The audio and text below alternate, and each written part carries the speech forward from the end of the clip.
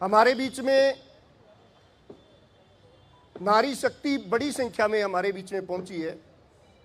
और एक मैं कहूँगा कि 2024 से पहले तो कोई ऐसा दिन नहीं था जिस दिन हमारा संघर्ष जारी नहीं था, लेकिन हर संघर्ष में कहीं ना कहीं उतार चढ़ाव जरूर आते हैं। बीच का एक दौर ऐसा रहा जिसमें एक दो कार्यक्रम को छोड़कर कोई हम बड़ा कार्यक्रम नहीं कर पाए। इसी कड़ी में जब हमने साथियों की मीटिंग बुलाई, साथियों से चर्चा की, तो हर साथी का ये विचार था कि अब समय आ चुका है, हमें अपना संघर्ष दोबारा से शुरू कर देना चाहिए। और ये हमारे लिए गर्व की बात है कि जब संघर्ष के लिए हम ये चर्चा कर रहे थे कि किस रूप में संघर्ष किया जाए, तो रोहतक ने सबसे पहले कहा कि शुरुआत हम करेंगे। और इस शुरुआत में ही नारी शक्ति की इतनी बड़ी भागीदारी आपकी इस आंदोलन की जीत को और आखिरी पड़ाव की तरफ जाते हो की तरफ संकेत करती है, तो उसके लिए जोरदार तालियां। हमारे साथी बैठे हैं विभिन्न संगठनों के। हमने पहले दिन से एक नारा दिया कि पद विभाग और संगठनों की दूरी बुलाकर हमें अपनी इस भविष्य की लड़ाई को लड़ना पड़ेगा। और निश्चित तौर पर मैं गर्व के साथ कह सकता हूं कि हरियाणा प्रदेश ऐसा प्रदेश है जहां पर तमाम संगठनों ने, उनके पदाधिकारियों ने और उनके तमाम साथियों ने पेंशन आंदोलन में बढ़ चढ़कर हिस्सा लिया। उनके भी हम पहले भी धन्यवादी थे और आगे भी हमेशा धन्यवादी रहेंगे। हाँ, उतार चढ़ाव होते हैं, कई साथियों से नाराजगियां होती हैं, कई साथियों से ज़्यादा लगाव हो जाता है, वो एक अलग बात है। लेकिन उन सब चीज़ों को बढ़ाकर जब हम एक परिवार होते हैं तो परिवार में उन उतार चढ़ावों को दूर करते हुए निश्चित तौर पर एक बड़े आंदोलन और बड़े लड़ाई को जीतने की तरफ, बढ़ने की तरफ हमें चलना होगा। साथी हमारे साथी खड़े हैं जिला प्रधान अनिल जी, मेरे से उम्र में बड़े हैं, तजुर्बे में बड़े हैं, लेकिन जब भी इनसे कोई बात होती है, जब भी इनको कोई काम दिया जाता है तो तन मन धन से उसके ऊपर निश्चित तौर पर लग जाते हैं। तो मैं इनको और इनकी पूरी टीम को आज के इस आयोजन के लिए बधाई देता हूँ, शुभकामनाएं। और साथियों, ये गर्व का विषय है जहां हम विभागीय तौर पर अलग अलग संगठनों में बटे हुए हैं, और ना केवल संगठनों में बटे हुए, हमारे एक विभाग में एक पद कैडर में भी हमारे कई संगठन हो चुके हैं। एक पेंशन बहाली संघर्ष समिति एक ऐसा मंच है जो तमाम संगठनों को, तमाम कैडर को, तमाम भाईचारे को एक मंच पर लाने का काम करता है। यह हमारे लिए गर्व का विषय है। और अब तो हमारे साथ बिजली विभाग के साथी भी हैं, रोडवेज विभाग के साथी भी हैं, स्वास्थ्य विभाग के साथी भी हैं, शिक्षा विभाग के साथी भी हैं, HSVP के भी साथी हैं। तमाम जितने भी विभागों के मैं नाम लूँ, अगर विभागों के नाम लेने लगूंगा तो एक दो छूट जाएगा। मैं ये कहूँगा कि हर विभाग का साथी जिस भी तरह से वो सहयोग कर सकता है, हमारे साथ सहयोग करता है। अब कई बार संख्या की बात आ जाती है। मैं तो साथियों कहूँगा कि आज जो इस आंदोलन का आगाज रोहतक से हुआ है, एक बहुत बड़ी संख्या के साथ आपने आगाज किया। वरना जब 2018 में हमने आंदोलन की शुरुआत की, इसी पार्क में, मानसरोवर पार्क में, ये गवाह है उस आंदोलन की शुरुआत का कि जब हम आया करते थे, यहीं पर बैठा करते थे, 2 से 3 साथी, 4 साथी हम बाहर से आते थे, 2 से 3 साथी यहाँ के, 5 से 6 साथी बैठकर आपस में चर्चा करके चले जाते थे। और यही होता था, अगली बार फिर आएंगे, अगली बार आए तो उससे हम 6 के 12 हुए, 12 के 18 हुए, और आज ये हजारों की संख्या में जो रोहतक में साथी बैठे हैं, ये आपकी सकारात्मकता का परिणाम है। हमारे साथी भाई ऋषि नयन जी ने लगभग सारी बातें आपको बता दी, अनूप लाठर जी ने सारी बातें बता दी, इससे पहले जितने हमारे प्रवक्ता साथी थे उन्होंने सारी बातें बता दी। हमारे तमाम जिला प्रधान यहाँ पर बैठे हैं जो इस आंदोलन के गवाह हैं। और ना केवल ये तो पदाधिकारी हैं, ये वो चेहरे हैं जो आपको दिखते रहते हैं, लेकिन मैं रोहतक के उन साथियों को भी देख रहा हूँ जो हर आंदोलन में इस दरी के ऊपर बैठने का काम करते हैं। और मैं हमेशा कहता हूँ, चाहे दिल्ली का मंच हो, चाहे हमारा करनाल का मंच हो, चाहे हमारा जींद का मंच हो, और चाहे हमारा पंचकुला का मंच हो, मैंने हमेशा एक बात कही है, जो आंदोलन का नेतृत्व करते हैं उन चेहरों को तो शायद आप जानते हो, उनके संघर्ष को तो आप महसूस कर सकते हो, उनके संघर्ष को आप देख सकते हो, लेकिन किसी भी आंदोलन की असली रीढ़ की असली ताकत अगर कुछ होता है वो मंच पर वो बैठे साथी देने का काम करते हैं। तो मैं आप साथियों का इसके लिए धन्यवाद करता हूं।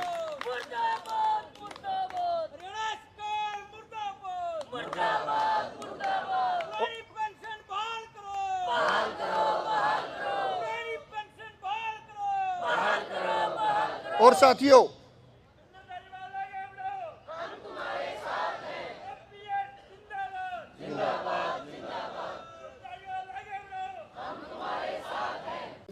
पानीपत की कार्यकारिणी हमारे बीच में पहुंची है, उनका भी धन्यवाद करते हैं, स्वागत करते हैं। साथियों, ये जो अलग अलग जिलों से हमारे साथी आए हैं, कोई कार्यकारिणी के साथी आए हैं, ये इसीलिए आए हैं, ये देखने के लिए आए हैं कि हमारे रोहतक के साथियों ने क्या किया है, क्योंकि इनका अगला नंबर उन साथियों का है और उनके ऊपर दबाव है कि रोहतक से बेहतर करना है तो रोहतक जाके देखना पड़ेगा उनको।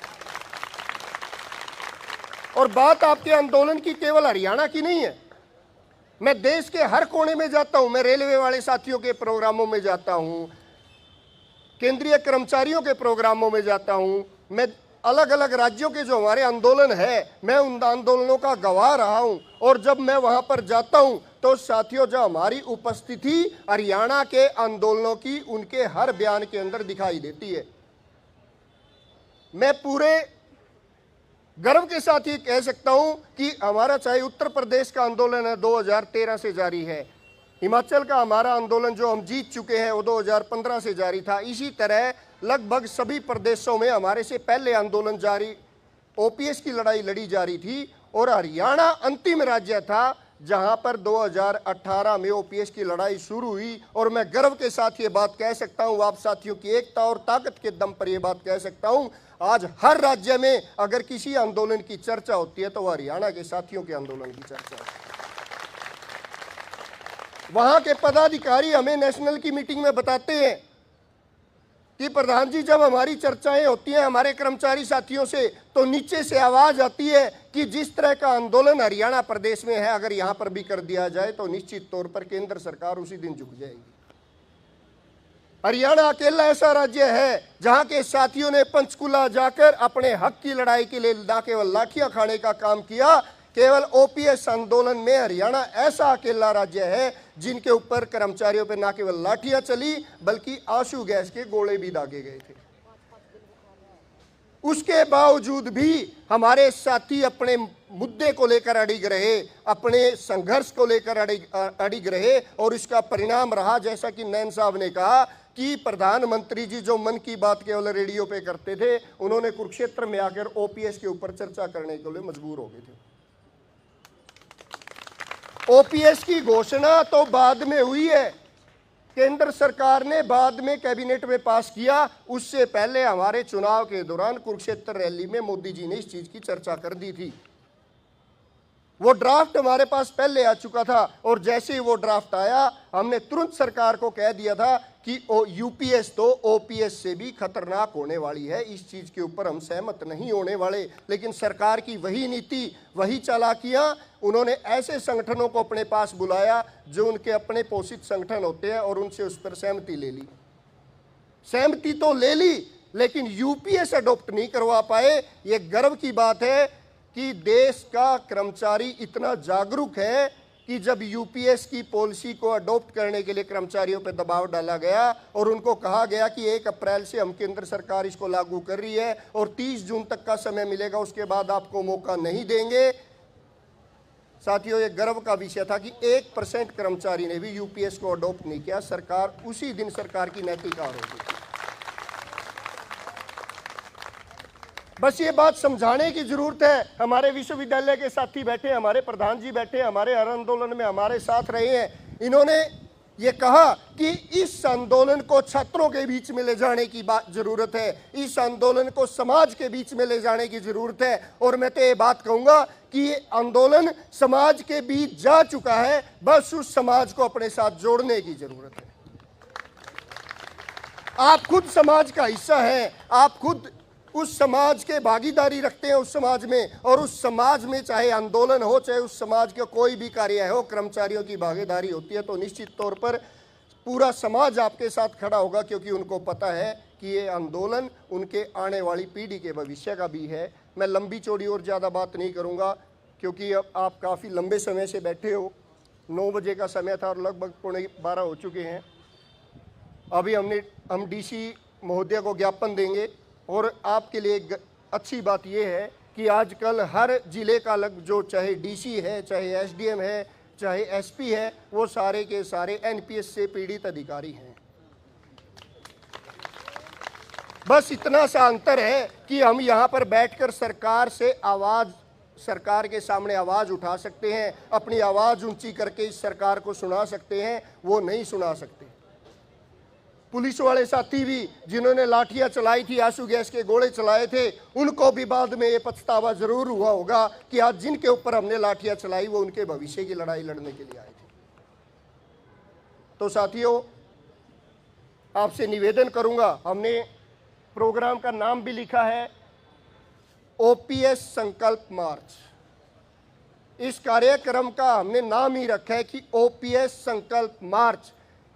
इस संकल्प का महत्व ये है, इस मार्च का महत्व ये है कि आज इस मार्च में शामिल होकर हम एक संकल्प लेंगे कि जब तक ओपीएस की लड़ाई जीत नहीं ले जाती तब तक हम इस आंदोलन का हिस्सा रहेंगे, और न केवल इस आंदोलन का हिस्सा रहेंगे, अपने साथियों को भी, अपने भाईचारे को भी, अपने परिवार को भी और अपने समाज को भी इस आंदोलन से जोड़ने का संकल्प लेंगे। इसी उम्मीद के साथ मैं हर साथी से हाथ उठा के आपसे सहयोग की अपील करूंगा कि आज एक दिन का आपका प्रोग्राम नहीं था, इसके बाद जिस भी जिले में कार्यक्रम है आप यहाँ बैठे भी उस जिले का सहयोग कर सकते हो। उस जिले में आपका जो रिश्तेदार है, आपका जो भाईचारा रहता है, आपका कोई जानकार रहता है, तो उसको अगले रविवार को सिरसा में जो हमारा कार्यक्रम होना है उसमें जाने के लिए प्रेरित करें, इस आंदोलन से जुड़ने के लिए प्रेरित करें, और अपना मन बनाएं कि 7 फरवरी को हम अपने परिवार के साथ कुरुक्षेत्र जाकर मुख्यमंत्री जी से ओपीएस बहाली की मांग करेंगे, और उसमें भी आपका सहयोग यही रहेगा कि आप अपने साथ कम से कम 10 साथियों को जोड़ने का काम करेंगे। इसी आशा और उम्मीद के साथ मैं आप सभी का धन्यवाद करता हूं। पुनः हर साथी का जिसका नाम ले लिया उनका भी, और जिसका नाम नहीं लिया गया उनका मैं ज़्यादा धन्यवादी हूं, क्योंकि मैं तो एक बात शुरू से कहता हूं भाई, नाम चाहिए या पेंशन? नाम चाहिए या? हमारा कार्यक्रम था कि हम उपायुक्त महोदय को अपना ज्ञापन सौंपेंगे, और उस ज्ञापन के माध्यम से हम मुख्यमंत्री जी और प्रधानमंत्री जी दोनों से आग्रह करेंगे कि न केवल कर्मचारी बल्कि अधिकारियों की भी पुरानी पेंशन, उनके भविष्य की सुरक्षा उनको वापस लौटा दी जाए। हमारे बीच में तहसीलदार महोदय पहुंचे हैं, इनके माध्यम से आज हम अपना ज्ञापन सौंपेंगे। कई बार साथी बोल देते हैं कि डीसी साहब ही क्यों ना आए। मैं तो एक ही बात कहूंगा भाई, डीसी साहब भी अपने जैसे ही बैठे, वो भी एनपीएस वाले ही हैं, उनकी भी वही पीड़ा है जो हमारी पीड़ा है। और कहीं ना कहीं मैं हमेशा एक बात कहता हूं कि आप कर्मचारी, आप अपने बच्चों के साथ रहते हो, आपके साथ एक लगाव होता है, लेकिन प्रशासनिक अधिकारी बार बार इनके तबादले होने के कारण अपने बच्चों से दूर रहते हैं। इनको अपने से ज्यादा बुढ़ापे की चिंता होती है कि बच्चा बुढ़ापे में उनकी सेवा करेगा कि नहीं करेगा। तो मैं तो यही निवेदन करूंगा कि जो हमारी बात है तहसीलदार साहब, वो आपकी भी बात है, आपके जो कर्मचारी हैं उनकी भी बात है, और हमारे जो पुलिस प्रशासन के साथी बैठे हैं उनको भी मैं एक बात कहूंगा कि ये तो लड़ाई आप सब की भी है, इसके लिए गेट लगाने की जरूरत ही नहीं थी, ये आपके ही साथी हैं सारे के सारे। आज छुट्टी का दिन है, छुट्टी कल जब वर्किंग डे होगा तो आपके साथ ये इसी सेक्रेटरीट में काम करने वाले साथी हैं बहुत सारे। तो आपके माध्यम से मेरा सरकार से निवेदन है, जल्द से जल्द पुरानी पेंशन बहाल करें। अगर नहीं करती, मीडिया के साथी हैं, सीआईडी के साथी हैं, प्रशासन के साथी हैं, तो इस आंदोलन को आज जो हमने जिला दर जिला ये कार्यक्रम शुरू किए हैं, इसको राज्य स्तर से लेकर हम बड़े आंदोलन की तरफ जाएंगे, चाहे हमें उसके लिए स्ट्राइक करनी पड़े, चाहे कलम छोड़ हड़ताल करनी पड़े, हम निश्चित तौर पर जब तक ओपीएस बहाल नहीं हो जाती हर तरह के आंदोलन के लिए सरकार तैयार रहे और उसकी पूरी की पूरी जिम्मेवारी सरकार की होगी। तो हमारे बीच में तहसीलदार साहब आए हैं, मैं निवेदन करूंगा कि वो आज हमारा ज्ञापन दें और हमारे इस मांग को, हमारे मुद्दे को सरकार तक पहुंचाने का काम करें। थोड़ा साइड में हो जाओ।